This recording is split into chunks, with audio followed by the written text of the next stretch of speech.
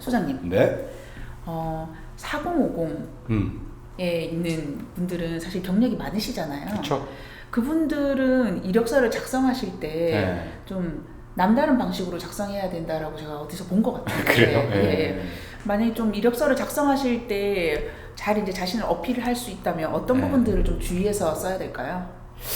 일단은 이제 사실은 널리 알려진 뭐 이렇게 취업 교육 같은 데 가보면 그 이제 이력서 작성하는 꼭지가 네. 강의 꼭지가 꼭 들어가잖아요. 네. 근데 지금 이력서 작성에 대해서 가장 잘못 알려진 상식 중에 하나가 이력서를 언제 써야 되느냐. 언제 써야 되냐. 그냥 무조건 구직 활동을 내가 시작하면 먼저 이력서부터 덥석 쓰는 거. 네. 이건 아니거든요, 사실은.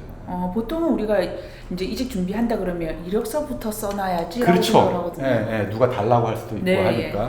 근데 이거 아닙니다. 그럼 뭐부터 해야 돼요? 이제 그렇게 내가 이제 구직 활동을 해야겠다라고 해서 그럼 내가 지금까지 어떤 일을 해왔고 어떤 성과를 냈고 어떤 경험을 했지 이렇게 쭉 정리하는 거 있잖아요.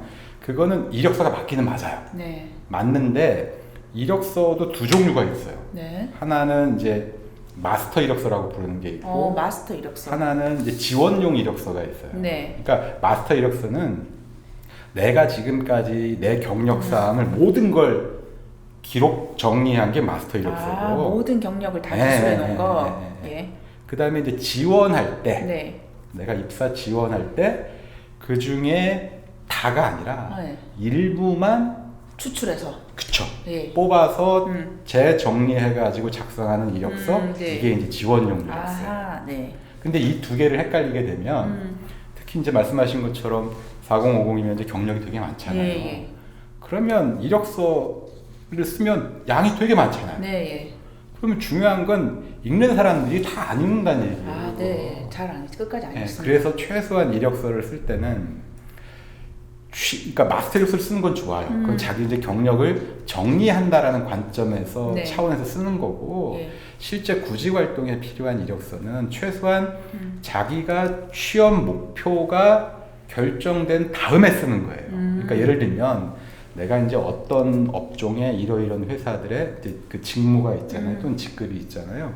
그게 결정이 된 다음에 쓰는 게 지원용 이력서라는 거예요. 이 차이부터 구별을 좀 해야 돼요.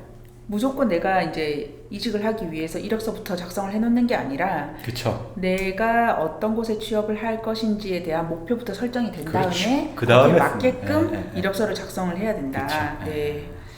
보통은 이제 이력서부터 쓰기 시작하거든요.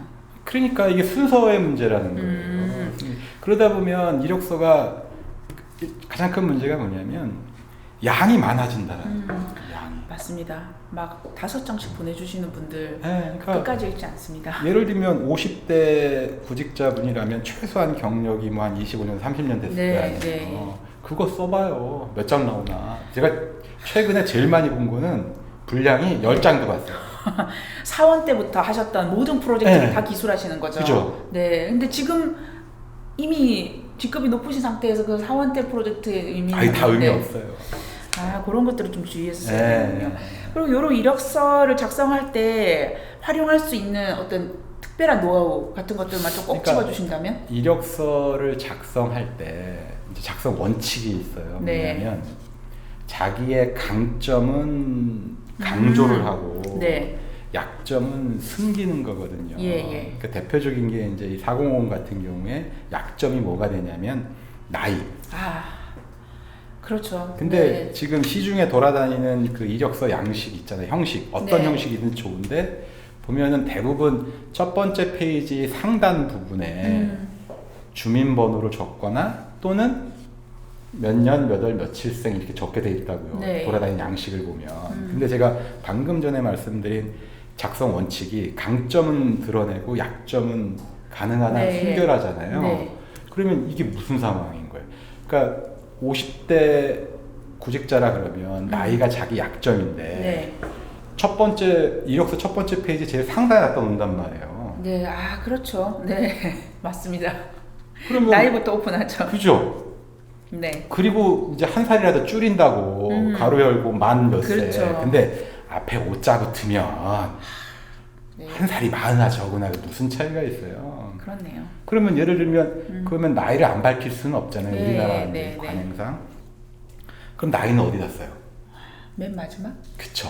이력서 제일 끝에 아 그렇구나. 끝에다가 그냥 몇 년 몇 월 며칠생 정도만 딱 적으면 돼요. 그러니까 앞에서 내가 경력으로 많이 해본 거, 성과를 올린 네. 거, 강점을 가진 거 먼저 많이 강조를 하고 네. 이제 약점인 나이는 제일 뒤로 빼놓는 거죠. 그러니까 쭉 이력서를 쭉 읽어보니까 아 참 이분이 가지고 있는 여러 가지 경험과 경력들이 우리 회사에 꼭 필요해. 그렇지. 근데 마지막에 보니까 나이가 조금 많아. 그래도 네. 이미 앞에 내용에서 충분히 이제 호감과 매력도를 그렇죠. 확인했기 때문에 네. 뒤에 나이는 약간만 걸리긴 하지만 앞에 게 더 커 보이도록. 그렇죠. 네. 아 그게 이제 작성 원칙 중에 원칙이에요, 하나구나. 원칙. 네.